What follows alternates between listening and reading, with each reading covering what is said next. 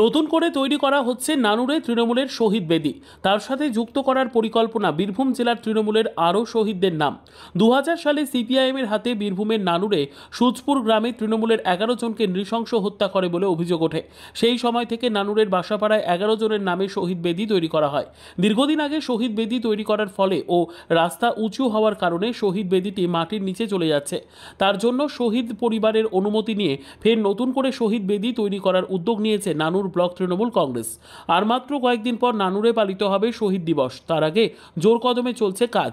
পাশাপাশি 21 তারিখে বীরভূমে তৃণমূলের কোর কমিটির বৈঠকে প্রস্তাব রাখা হবে যে বীরভূম জেলার সমস্ত তৃণমূল কংগ্রেসের শহীদদের নাম নানুরের এই শহীদ বেদিতে তুলে ধরার প্রস্তাব রাখবেন বীরভূম জেলা পরিষদের সভাধিপতি কাজল শেখ। এমনটাই জানান এদিন। কোর কমিটির বৈঠকে এই প্রস্তাব পাশ হলে নানুরের বাসাপাড়ায় বীরভূমের তৃণমূলের সমস্ত শহীদদের জন্য তৈরি হবে শহীদ বেদি। এমনটাই জানান বীরভূম জেলা পরিষদের সভাধিপতি কাজল শেখ। নানুরের 27 জুলাই 2000 সালে যে 11 জন খেতমজুরকে নিষ্ঠুরভাবে নির্মমভাবে খুঁচিয়ে বামফ্রন্টে হাড়মোদ্রা হত্যা করেছিল, সেই শহীদ পরিবারের প্রত্যেকটি সদস্য যারা আছেন তারা এখানে এসেছিল এবং তাদের সকলের মতামত সাপেক্ষে এবং নানুর ব্লক তৃণমূল কংগ্রেসের সভাপতি, পঞ্চায়েত সমিতির সভাপতি, থুপসেরা অঞ্চল নেতৃত্ব সকলকে নিয়ে আলাপ আলোচনা সাপেক্ষে আমরা একটা জায়গা স্থির হয়েছে যে শহীদ মঞ্চটা এখানে আছে দীর্ঘদিন ধরে, সেই শহীদ মঞ্চটা রাস্তাটা উঁচু হওয়ার জন্য, সামনে যে রাস্তা আছে রাস্তা উঁচু হওয়ার জন্য এটা নিচে নেমে গেছে। সম্ভবত এখানে বিভিন্ন সময়ে নোংরা আবর্জনা এখানে পড়ে থাকে, তাই শহীদ পরিবারের সদস্যদের দাবির পরিপ্রেক্ষিতে আমরা এটাকে পিছনে নিয়ে যাব।